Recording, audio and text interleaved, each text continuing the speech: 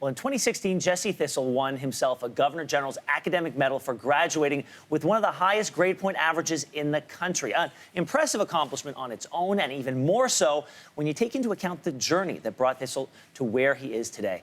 A journey including a decade of homelessness, drug addiction, breaking laws and bones, and the sheer dedication it takes to free yourself from a soul-destroying cycle of abuse. Jesse is here this morning to share how he did it. Thank you so much for being here, Jesse. So you share a story in your book about you and your brother hiding from the police in a vent in an apartment.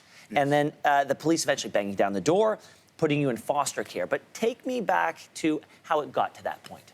Well, my mom and dad kind of had a broken relationship, and my dad had a lot of issues with addiction, and he wasn't the nicest man to my mom, and they broke up, and my dad took us, and he used to leave us alone and go, I guess, look for money for drugs and drink. And so a neighbor noticed that we were alone.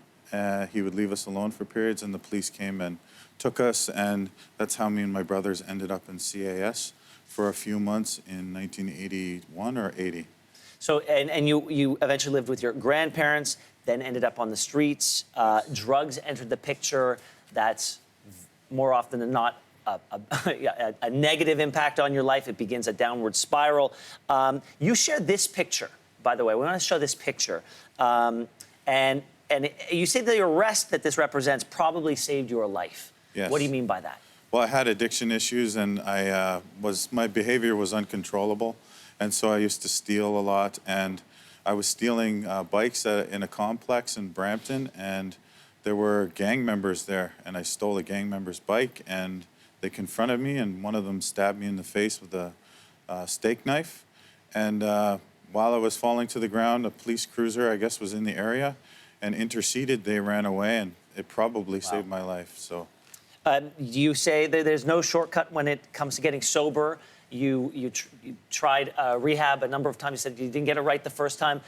What needed to change for you to get it right?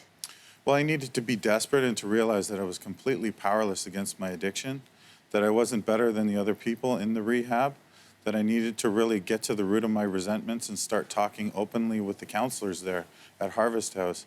And once I did that, they kind of opened me up and helped me explore a lot of the things that were driving my addictions. And that's really the turning point, right? Because you got sober on the road to getting your GED, and then you studied Indigenous history to figure out who you were, and why there were so many Indigenous people who were homeless on the streets. What did you learn? Well, I learned that my homelessness was a product of the way that the country was made. My family were resistance fighters in 1885 that stood up against Canada to defend our land and livelihood. And so we were dispossessed onto these strips of land called road allowances, where we lived, basically, we squatted on public land for 100 years up until my parents' generation. And that created kind of a trauma in my family. It resonated and actually tore my family apart when I was young. And that was a personal trauma for me that I carried in through my addiction. So there's a long line of it. There's a lot of those stories in here, but there's also a story, like a good love story. Tell me about Lucy. Lucy's the love of my life. She's the woman that took me out of rehab and kind of gave me a transitional bridge into, I guess, regular life, you'd call it. And she loved and trusted me.